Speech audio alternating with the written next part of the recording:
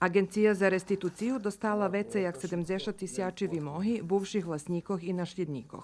Agencija za restituciju še obavezala, že to porobi za 6 mešaci za každý predmet od dňa, keď je podnešený, alebo za 1 rok. Od toho nebolo nič.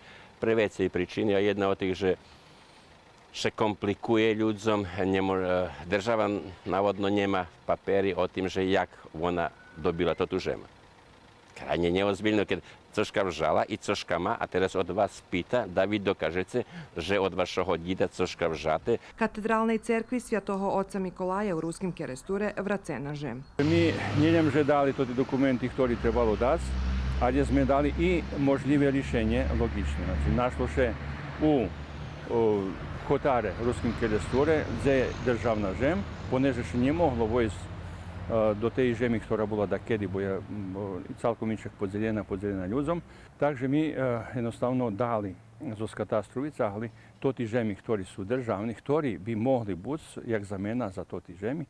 Zdje sme tako še i odrekli 2,5% na dajaki jarki, tam na diljovi. Očežuje se ľudzom, bo dotli država kasnuje to tu žem i dávaju zakup i tak dalje.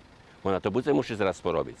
Ali še mi vidi, že odkljeva, odriljuje i mi naiste máme ozbiljne počeškosti da kompletiramo dokumentaciju. Власники чекають наявений закон о субституції, odnosno віменки закона по реституції, по котрим їм ще буде врацать одвітуються жем, але на другій локації.